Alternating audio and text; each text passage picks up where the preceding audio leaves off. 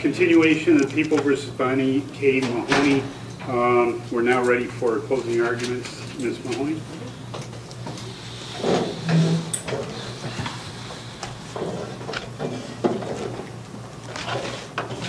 Good evening, Your Honor.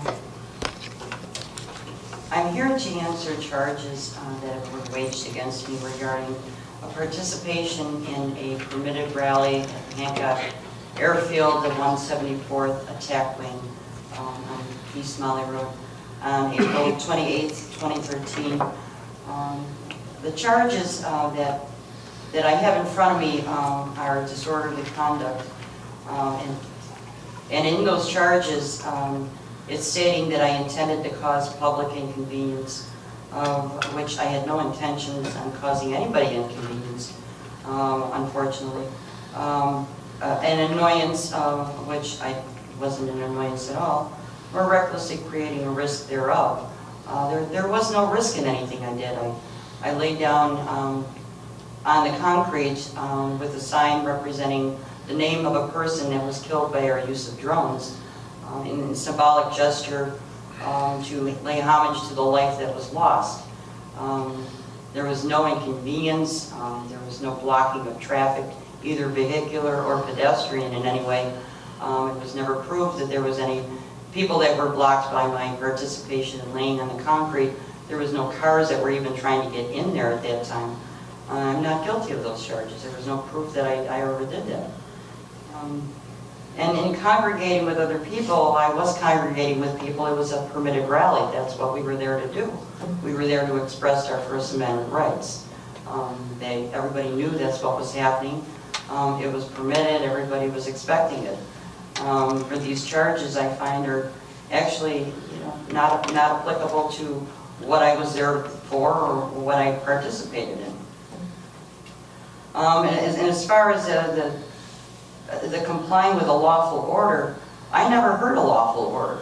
I was laying on the concrete. I didn't hear of anything that anyone said. I was in a meditative mode, and in again the symbolic gesture of thinking about these people that actually don't have any chance of even responding to any charges because they're convicted and killed immediately because they're suspected of committing maybe a crime or even thinking of committing a crime.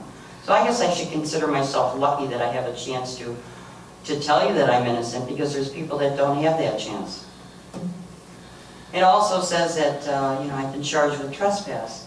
And here it says I should be guilty of trespass if I knowingly enter and remain unlawfully upon a premise. I had no knowledge that I was going anywhere unlawfully. Again, the area, as far as I was concerned, was a permitted area. Everybody knew we were going to be there. Master Sergeant Ramsey had knowledge of the permit, so the base was prepared. They were so prepared, they had their air guardsmen lined up along the fence. It was all street theater. They played the street theater and we played the street theater. And it's something that I have to admit in our country, we have that First Amendment right to do that. That's what we do. We should be allowed to do that. No inconvenience was ever happened. There was no traffic that was blocked from going in and out of that base. If there was an emergency vehicle, it was testified also earlier that they had another access in or out. The charges, I feel, are a waste of time here. But again, I guess I should consider myself lucky that I can answer to them without being killed just for being in a place that other people think that I shouldn't be. Okay, the DA never proved the case against me. He never proved that I broke the law in any way, shape, or form. And the more these cases go on, and the more time that's being spent here on the issues of the due process, it's a waste of our time. What we're trying to do is redress our government. And even by your own admission, Judge Gideon, you've told us you're going in the wrong area. We've been trying all different areas. We've been petitioning the government. We've been trying to get the Congress people to understand this. There are judges, there are lawyers that are versed in international law that feel that we're violating international law by participating in the actions that we're doing. We're creating hostile environments in other areas that is coming back and we're breeding more terrorism. You know, I don't want to see the world continue on this way. I think it's harmful, and I think we're actually having our children grow up in a world of living in fear. It's all about fear. You're creating a fear factor with these charges. We were peaceful people. We were there with signs. We were there chanting. We were there with drums. There was nothing there that would say that we were there to harm anybody or hurt anybody. But yet the intimidation that we are met with is law officers that are armed. We've got airmen at the base with guns. And here we were armed with songs and a world of asking for peace.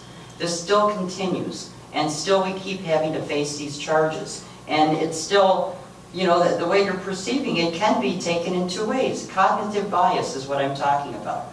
In their opinion, I was breaking the law. In my opinion, I'm standing up for my First Amendment rights. This is what's happening with the drones. It's all cognitive bias. Is the person something that we should be afraid of? Should we do a knee-jerk reaction by killing that person because we're afraid of either their culture or their religion or how they live?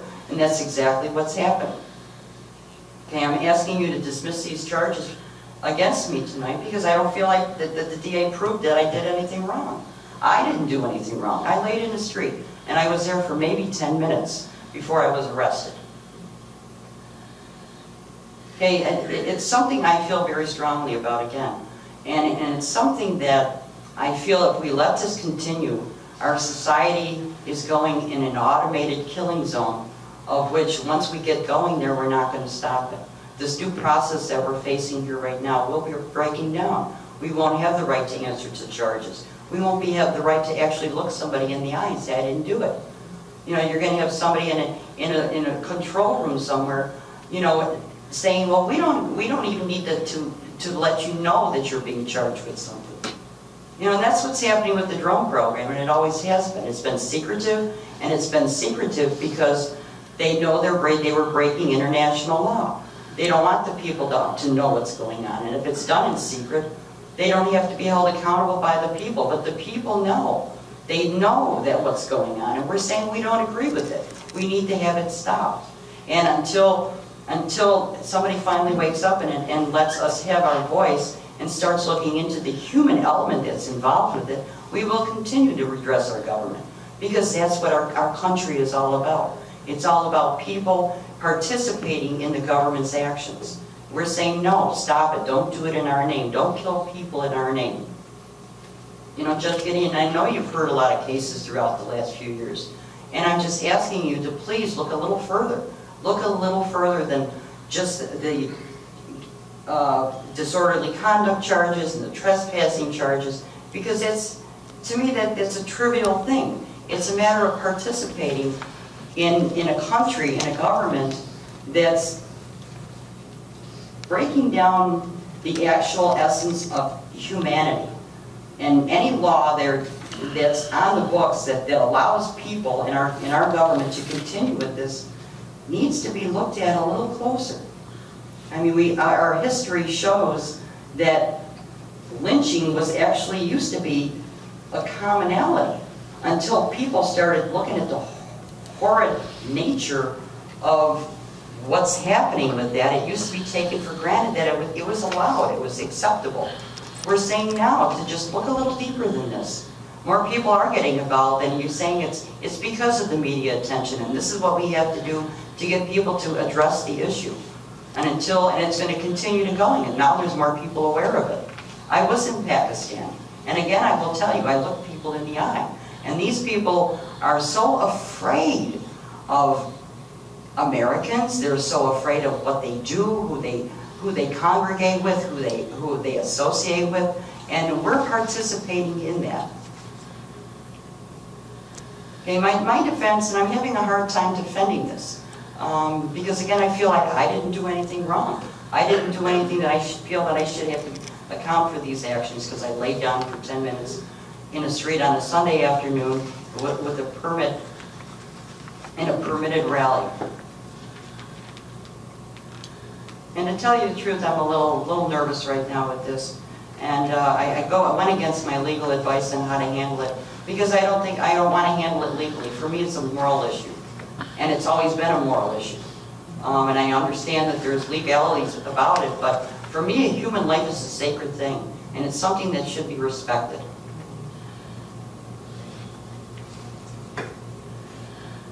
And that's all I have to say for myself. Jeff Gideon, thank you for listening. Thank you.